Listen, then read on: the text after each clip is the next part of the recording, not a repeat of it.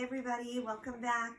I hope you enjoyed your week of taking a break from schoolwork, and I can't wait to see you tomorrow morning at our Zoom meeting. I'm going to continue with Charlotte's Web. We are on chapter 10 now, and the name of this chapter is An Explosion, and I wanted you to think about what could that mean, thinking about what we have read so far. So we'll find out today. Day after day, the spider waited, head down, for an idea to come to her. Hour by hour, she sat motionless, deep in thought. Having promised Wilbur that she would save his life, she was determined to keep her promise. Charlotte was naturally patient. She knew from experience that if she waited long enough, a fly would come to her web, and she felt sure that if she thought long enough about Wilbur's problem, an idea would come to her mind. Finally, one morning, toward the middle of July, the idea came. Why, how perfectly simple, she said to herself. The way to save Wilbur's life is to play a trick on Zuckerman. If I can fool a bug, thought Charlotte, I can surely fool a man. People are not as smart as bugs. Wilbur walked into his yard just at that moment. What are you thinking about, Charlotte? He asked. I was just thinking, said the spider, that people are very gullible. What does gullible mean? Easy to fool, said Charlotte. That's a mercy, replied Wilbur, and he lay down in the shade of his fence and went fast asleep. The spider, however, stayed wide awake, gazing affectionately at him and making plans for his future. Summer was half gone. She knew she didn't have much time. That morning, just as Wilbur fell asleep, Avery Arable wandered into the Zuckerman's front yard, followed by Fern. Avery carried a live frog in his hand. Fern had a crown of daisies in her hair. The children ran for the kitchen. Just in time for a piece of blueberry pie, said Mrs. Zuckerman. Look at my frog, said Avery, placing the frog on the drain board and holding out his hand for pie. Take that thing out of here, said Mrs. Zuckerman. He's hot, said Fern. He's almost dead, that frog. He is not, said Avery. He lets me scratch him between the eyes. The frog jumped and landed in Mrs. Zuckerman's dishpan full of soapy water. You're getting your pie on you, said Fern. Can I look for eggs in the hen house, Aunt Edith?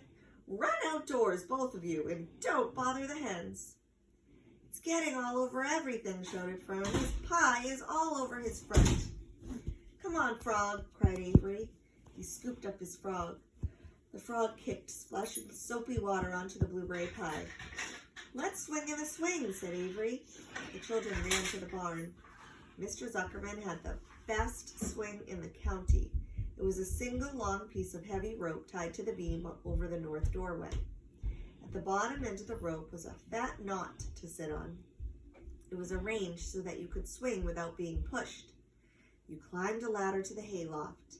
Then, holding the rope, you stood at the edge and looked down and were scared and dizzy. Then you sat on the knot so that it acted as a seat. Then you got up all your nerve, took a deep breath, and jumped. For a second, you seemed to be falling to the barn floor far below, but then suddenly the rope would begin to catch you, and you would sail through the barn door going a mile a minute, with the wind whistling in your eyes and ears and hair. Then you would zoom upward into the sky and look up at the clouds, and the rope would twist, and you would twist and turn with the rope. Then you would drop down, down, down out of the sky and come sailing back into the barn. Then again, in, then out, then in, and then you jump off and fall down and let somebody else try it. Mothers for miles around worried about Zuckerman's swing. They feared some child would fall off, but no child ever did. Children almost always hang on to things tighter than their parents think they will. Avery put the frog in his pocket and climbed to the hayloft. The last time I swang in this swing, I almost crashed into a barn swallow, he yelled. That's a bird. Take that frog out, ordered Fern. Avery straddled the rope and jumped. He sailed out through the door, frog and all, into the sky. Then he sailed back into the barn. I wonder what the frog thought about that, if the frog liked the swing. What do you think, honey? Maybe. Your tongue is purple, screamed Fern. So is yours, cried Avery, sailing out again with the frog. I have hay inside my dress. It itches. It's my turn, said Fern. Jump off. When he jumped off, he threw the swing up to his sister. She shut her eyes tight and jumped. She felt the dizzy drop, then the supporting lift of the swing. They took turns for an hour. When the children grew tired of swinging, they went down toward the pasture and picked wild raspberries and ate them. Their tongues turned from purple from the pie to red. Fern bit into a raspberry that had a bad-tasting bug inside of it and got discouraged. Avery found an empty candy box and put his frog in it. The frog seemed tired after his morning in the swing. Let's build a tree house. I want to live in a tree with my frog. I'm going to visit Wilbur, Fern announced. They climbed the fence into the lane and walked toward the pig pen. Wilbur heard them coming and got up. Avery noticed the spider web. Coming closer, he saw Charlotte. Hey, look at that big spider, he said. It's tremendous. Leave it alone, said Fern. You've got a frog, isn't that enough? That's a fine spider, and I'm going to capture it, said Avery. He took the cover off the candy box. Then he picked up a stick. I'm going to knock that old spider into this box, he said. Wilbur's heart almost stopped when he saw what was going on. This might be the end of Charlotte if the boy succeeded in catching her. You stop it, Avery, cried Fern. Avery put one leg over the fence of the pig pen. He was just about to raise his stick to hit Charlotte when he lost his balance. He swayed and toppled and landed on the edge of Wilbur's trough. The trough tipped up and then came down with a slap. The goose egg was right underneath. There was a dull explosion as the egg broke, and then a horrible smell. Fern screamed. Avery jumped to his feet. The air was filled with the terrible gases and smells from the rotten egg. Good night, screamed Avery. What a stink! Let's get out of here. Fern was crying. She held her nose and ran toward the house. Avery ran after her, holding his nose. Charlotte felt greatly relieved to see him go. It had been a narrow escape. Later on that morning, the animals came up from the pasture. The sheep, the lambs, the gander, the goose, and the 7 goslings.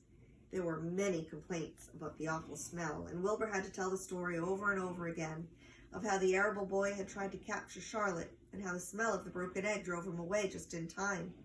It was that rotten goose egg that saved Charlotte's life. The goose was proud of her share in the adventure. I'm delighted the egg never hatched. Templeton, of course, was miserable over the loss of his beloved egg, but he couldn't resist boasting. It pays to save things. A rat never knows when something is going to come in handy. I never throw anything away. When Lurvy showed up at lunchtime carrying a pail of food for Wilbur, he stopped. He sniffed the air and made a face. What in thunder? Setting the pail down, he picked up the stick that Avery had dropped and pried the trough up. Rats! Phew! I might have known a rat would make a nest under here. And Lurvy dragged Wilbur's trough across the yard and kicked some dirt into the rat's nest, burying the broken egg and all of Templeton's other possessions. Then he picked up the pail. Wilbur stood in the trough, drooling with hunger. Lurvy poured. The slops ran creamily down the pig's eyes and ears. Wilbur grunted. He gulped and sucked and gulped, making squishing and swishing noises, anxious to get everything at once. It was a delicious meal. Skim milk, leftover pancakes, half a donut, the rind of a summer squash, 2 pieces of stale toast, a fish tail, 1 orange peel, several noodles from a noodle soup, an ancient jelly roll, a strip of paper, and a spoonful of raspberry jello. Wilbur ate heartily. He planned to leave half a noodle and a few drops of milk for Templeton. Then he remembered that the rat had been useful in saving Charlotte's life, and that Charlotte was trying to save his life, so he left a whole noodle instead of half. Now that the broken egg was buried, the air cleared and the barn smelled good again. The afternoon passed and evening came. On her web, Charlotte sat, eating a horsefly and thinking about the future. After a while, she descended to the center of her web, and there she began to cut some of her lines. She worked slowly but steadily while the other creatures slept. None of the others, not even the goose, noticed that she was at work. Deep in his soft bed, Wilbur snoozed. Charlotte tore quite a section out of her web, leaving an open space in the middle. Then she started weaving something to take the place of the threads she had removed. When Templeton got back from the dump around midnight, the spider was still at work. I think this might have something to do with her plan. So chapter 11 is called The Miracle. And I will read that and send that to you tomorrow. But I hope that everyone can come to our Zoom meeting in the morning. And I miss you and love you all. Bye.